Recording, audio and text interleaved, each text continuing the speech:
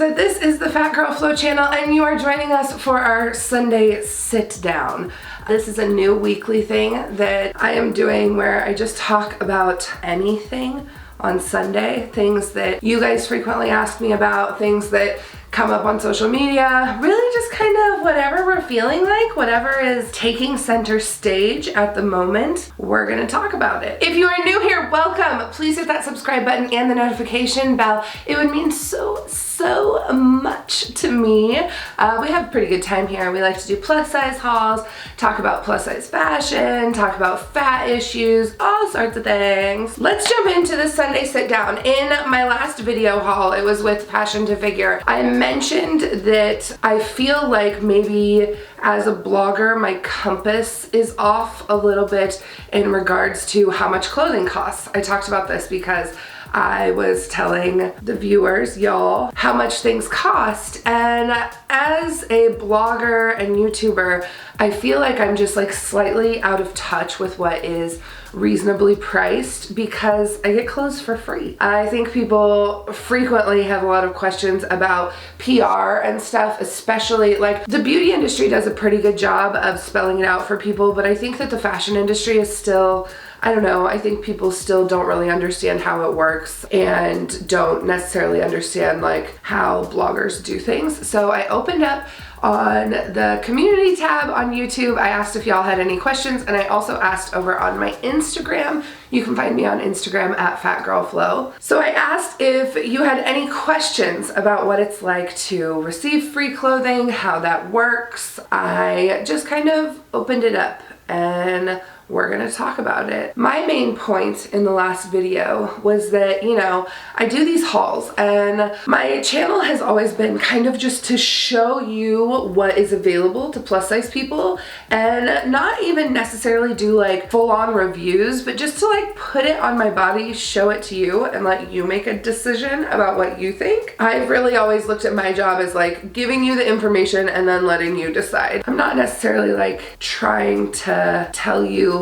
a certain style is better than another or anything like that. Like, I am not a fashionista. I enjoy fashion, but it's not like something I'm super good at. So I'm not trying to like tell y'all what to wear. Just trying to show you what options are out there. Typically when I do YouTube hauls, the clothing that you see has been sent to me for free or at a major discount. Let's jump into questions about that. The big question that I got was, how do I also get free clothes? I'm going to try to answer all of these other questions that kind of play into it, because I think that they help answer how you can do it, but we'll kind of circle back around to that question. I'm gonna give you just a little bit of background on my history with shopping and with clothing. In my 20s, I would say that I was kind of like obsessed with buying clothes. I always felt like I wasn't getting the perfect thing. I was always looking for something new. I spent a lot of money on clothes. I would drop whole paychecks on clothes. I have been plus size for a very long time and I always felt like things just weren't quite right. And I just like, I had these big dreams about what my wardrobe could be, but it was never quite there.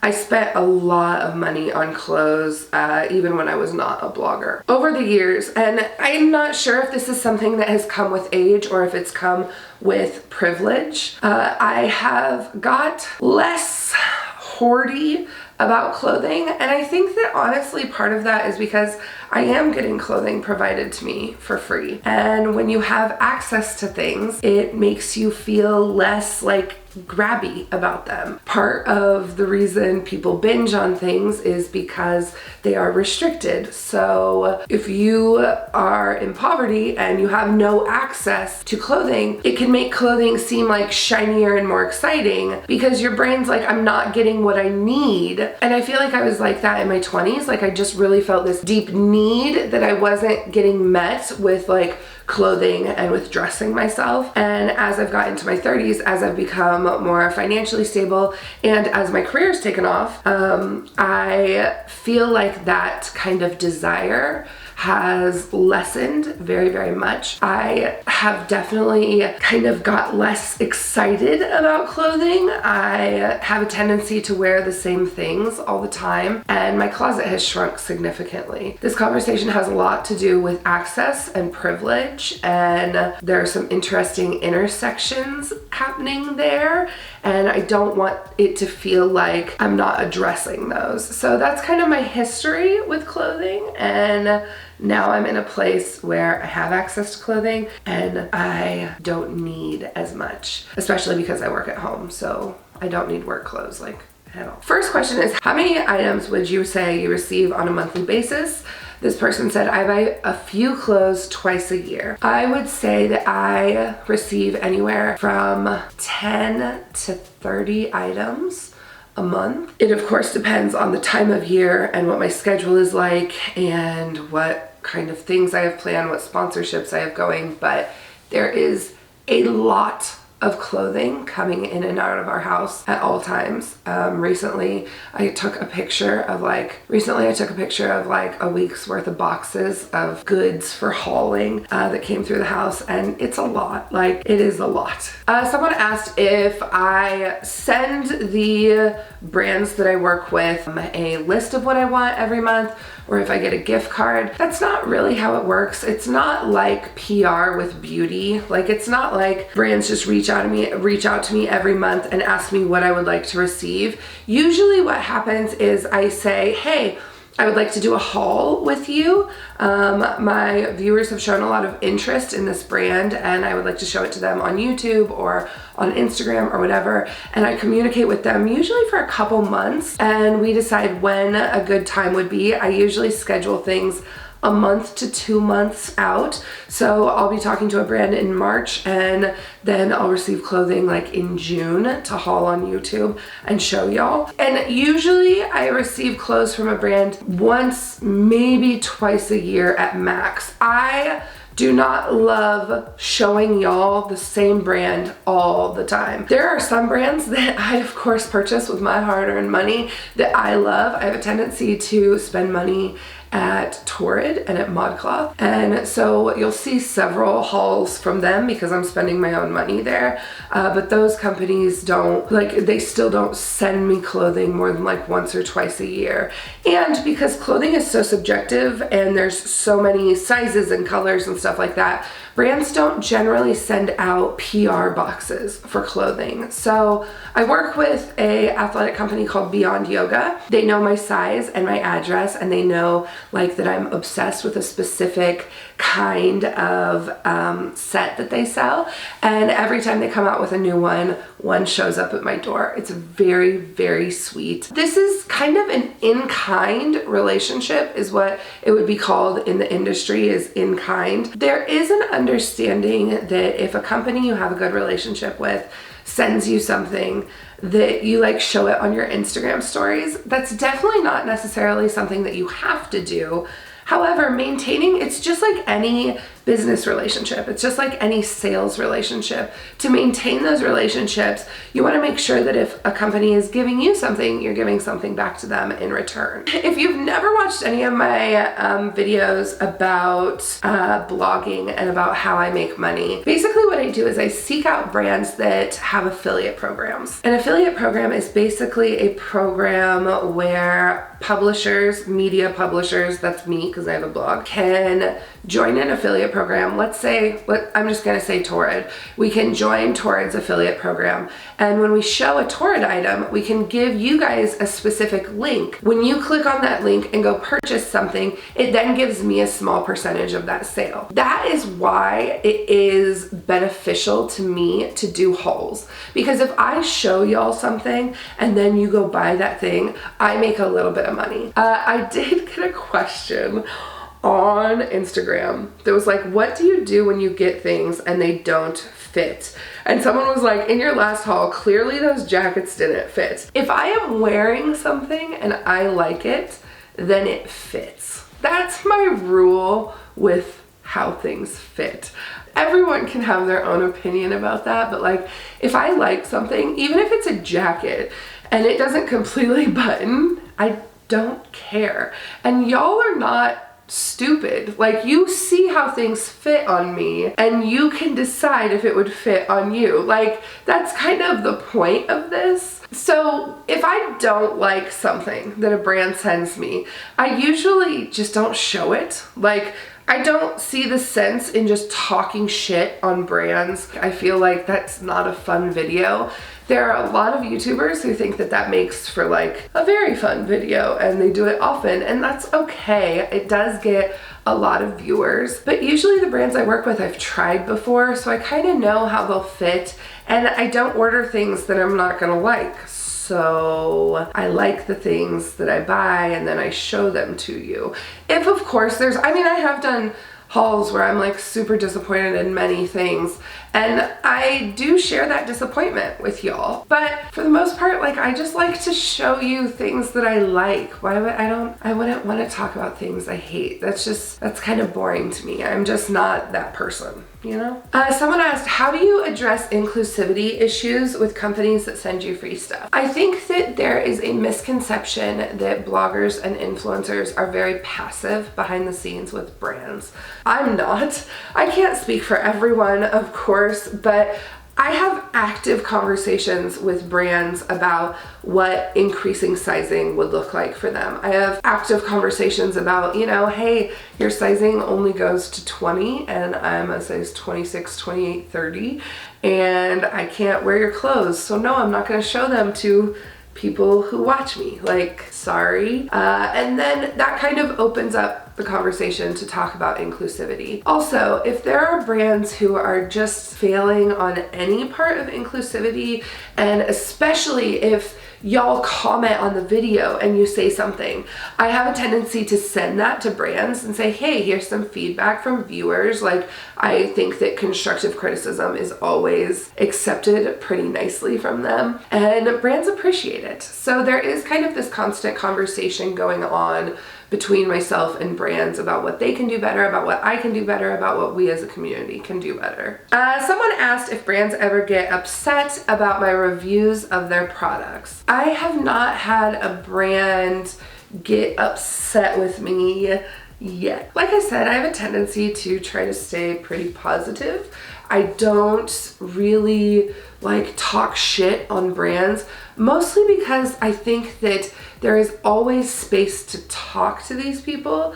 So if I do get something that I just hate, I email the brand and I talk to them about it, as opposed to just throwing a fit on social media, because I think that that makes more sense. I, on screen and off screen, am a kind of spokesperson for the plus size community, and I want to do the best that I can representing all of us and making sure we're getting what we need and what we want out of brands. So that's kind of my approach. Someone asked, how much do I turn down? A lot. There are probably about, I would say I get 20 to 25 emails every week from companies that I decide not to work with. First, let me say there are a lot of companies I want to work with who do not want to work with me. And then there are also a lot of companies that want to work with me that I can't work with for one reason or another. Oftentimes it doesn't fit my demographic. I do not run a luxury YouTube channel. If I showed y'all $600, $700, $800 pieces, you would be like, why the fuck are you showing us this? I don't want to work with those brands. They're not approachable to you. I mean, I think that the brands are very kind to me and they're beautiful. I mean, do I want a $700 gown just sitting in my closet? Sure. I mean, whatever, sure. But it doesn't make sense for y'all. So I don't do that. But there are a lot of brands that are kind of like Wish, right, that want to do hauls with me that I won't do because for whatever reason I don't trust the products, or I believe that they are kind of a little scammy. Of course, then there are brands that are not body positive that claim they cater to all people, and very rarely can a brand ever cater to all people, and I usually pass on those. Yeah, I pass on a lot. And also there's a lot of people who pass on me. Like, that happens every day. I hear no all the time. Someone asked, do you ever review clothing you know would never fit just because the company pays you? No, that doesn't look good for me. That's a bad look. I know that a lot of people think I wear clothes that are too tight or that like aren't flattering on me or whatever. But if I am wearing the clothes on my video, it is because I think they fit or I like them. I like clothes that are too tight. It's a personal style choice, whatever.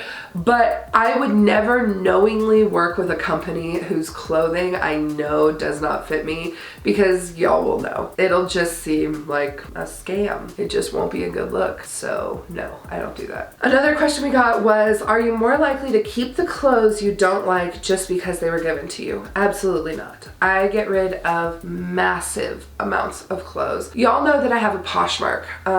Okay. Let's rewind a little bit. Another question that we got was, do you have to claim that clothing as part of your income?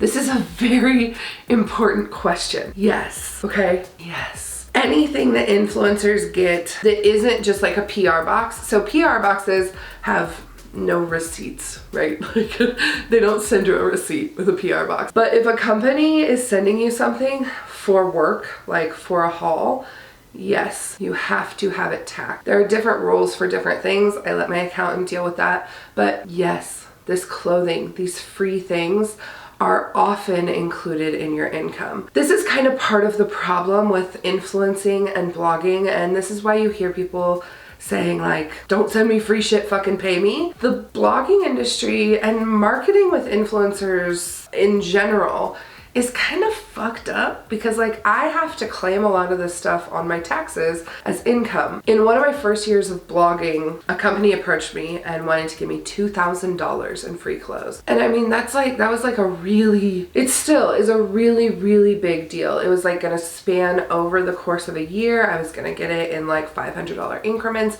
It was a big deal. And at the end of the year, I realized that I had to include that in my income, and I never made a single actual penny from it. It's fucked up because it means I have to pay taxes on it, and I didn't actually make any money. So it's not all like, ooh, we're getting free clothes, like we gotta pay taxes on this shit. It's a pretty big deal. I get an Amazon gift card every single month. That is something that is taxed every single month. Let's say an influencer gets a $500 gift card every month. On their taxes, it looks like they got $500 in cash.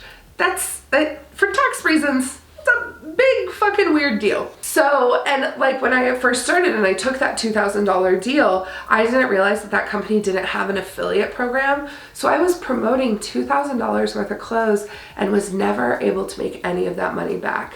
That happens a lot. I think that a lot of people think that as soon as we get free clothes, we're somehow also getting paid for it. A lot of times it's the opposite. We are getting free clothes and paying for it. Does that make sense? So back to the, are you more likely to keep the clothes you don't like just because they were given to you? No. Y'all know that I have a Poshmark. I have kind of a rule with like donating versus selling clothes. If they are clothes that I know I have to pay taxes on, I really try to sell them if I don't want them, because I have to make my money back somehow. And then there's a massive amount of clothes that I know that I don't have to pay taxes on, or that like I just don't think is worth selling, that of course gets donated. I don't keep anything just because it was gifted to me. It's very nice to be gifted things, but if I don't like it, I don't keep it, period. I have become very strict about what I keep in my closet, what comes into my home, because this is, I mean, it's very time consuming. It's a lot of effort. It requires a lot of thoughtfulness. Like imagine having an extra load of laundry coming into your home every single week. It can get incredibly overwhelming very, very quickly. And it's not that I'm not grateful. I'm of course so grateful. It's like, it's fucking cool that I can go to pretty much any party and never wear the same outfit twice. That's fucking cool. I like that. Do I still wear the same thing over and over again? Yes. However, it's a lot of upkeep, and so I do get rid of a lot of clothes very frequently. Like it's kind of like a one in, one out rule. Every week we are taking at least a large trash bag of clothing to donate. My sister asked this, and I think it's a really good question. She said, what's it like to spill food on your clothes and just be like, meh, rather than, ah? This is a thing that is like such a privilege. Like I can't, sometimes I hear people talking about like how they're trying to like stain remove stuff, right? And like how it's their favorite thing. And I'm like, oh yeah, like I don't really have to, like I can get a free white t-shirt whenever I need one, which doesn't mean I don't take care of my clothes. Of course I take care of my clothes, but it is like, it's a difference when you have access to things like this. You really like, your brain kind of goes, oh, it's not as important. And so I'm constantly like realigning my values and remembering that, you know, if I like something, I have to take care of it, even though I can get another one or it was free or whatever, that like it's important to still take care of your things. And if I spill something on it, that's still important. Also, if my sister is watching this, I just found the sweatshirt that you borrowed from me that you rehung in the closet with a giant chocolate stain on it. So you tell me what it's like to wear my free clothes and get a chocolate stain on them and just be like, meh. This is a question that gets asked of me so often. Someone said, in relation to ThredUp hauls, do influencers get special clothing choices? No, I never get special clothing choices, ever, ever. I am looking at the exact same stuff that y'all are looking at every single time. People ask this about ThredUp a lot, and I think something that you don't really think about is that I have hours to look at a site and pick things out. It's my job. So when I sit down and write my to-do list, like it's my job to show you guys the coolest clothes on the site. So I dedicate 2 hours finding the coolest clothes on the site. I go through 55 pages of clothes if I have to. It's just a time thing. I think that people feel like they got duped or they don't have access to the cool things or something like that. And that's absolutely not what any brand I've ever heard of is doing. It's just, I think that we have more time and energy we can put into the online shopping experience. Someone said, how much of the clothing that you're sent do you actually wear regularly? I would say that 80% of my closet is made up of clothing that I have been sent, and about 20% is clothing that I have purchased. So I wear it regularly. Last night I went to a party and I believe 3 out of the 4 things that I wore were gifted to me. I wear it regularly. Someone asked how I approach brands to start working with them. I have been doing affiliate stuff for years and years. So a lot of times I have an affiliate relationship with brands that I want to work with, and so I reach out to them on these affiliate platforms. And because I've already been promoting their clothes and like making money off of links and stuff for a while on my blog where I just share where to shop for things, I already kind of have a relationship with them and they can already see that I'm making their company money, and so reaching out to them is easier because I say, hey, did you see this post I did about your stuff last year? I made this much money. Do you want to do a YouTube haul? And usually they're like, yeah, that'd be great. I shouldn't say usually. I honestly would say 70% of the time when I message people, I don't hear back. And that's okay. This job is like constantly hearing no. I mean, all the time. Someone asked if I feel like I'm less critical of clothes because they're free. Yes, I do think that, just like I said in my last video, I think that my compass is a little bit broken because I receive free clothes. I think that anytime, no matter what, even if I want to like keep my values in check around this, no matter what, if there is not money leaving my bank account to purchase these clothes, my like compass is going to be a little bit off. It just is. So I think that like I feel wildly grateful and also not quite as like, I don't know. I do think that it has made my appreciation of clothes kind of less. I think that this is a thing that happens with privilege and it's not a fun thing to talk about. It's definitely not a fun thing to admit, but I mean, that's the reality. I mean, I think that like beauty YouTubers do a really good job of being like, oh my God, I'm so grateful and this is so amazing. And also, if y'all knew how much shit they were just like, oh fuck another one, oh fuck another one, this is my friends now, like, and they're not being honest if they say that it hasn't in some way like lessened their excitement about it. You know what I mean? Someone asked, how do you navigate showing affordable stuff and also trying to lift up ethical fashion brands? Ethical fashion is fucking impossible in plus size fashion. If I was an ethical fashion channel, I would show maybe 10 brands ever.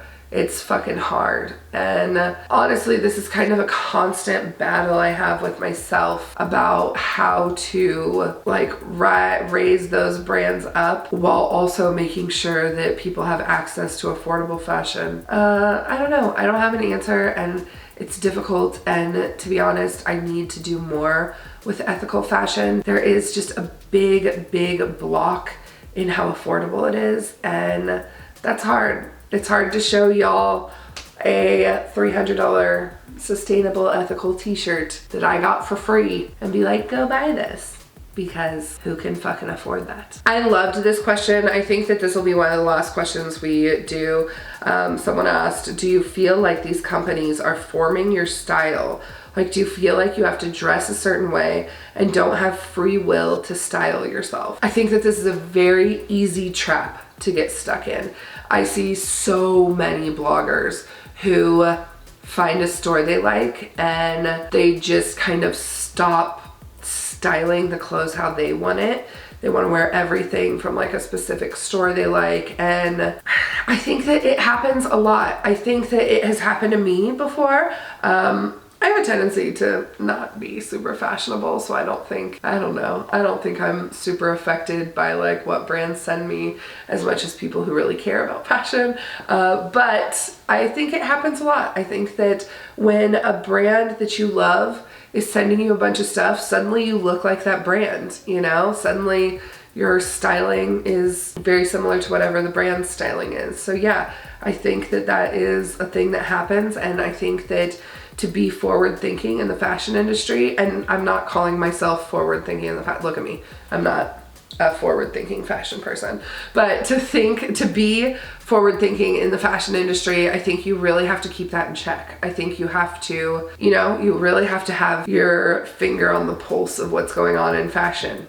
I do not. Most of the other questions are how I got started, how big my profile was when I got started, stuff like that. My camera died, so we are now on my phone, but I wanted to close out this video and tell you guys that if you do have like dreams of becoming a blogger or anything like that, you can check out soyouwannablog.com. I have resources and stuff on how to get started there. It's my full-time job. It's not like, where do I sign up for free clothes? Like it takes a lot of work to do it, and it's like one of the very few benefits of it, aside from, being able to work from home and it being my income. I appreciate this Sunday sit down, and I'm glad that y'all had questions for me.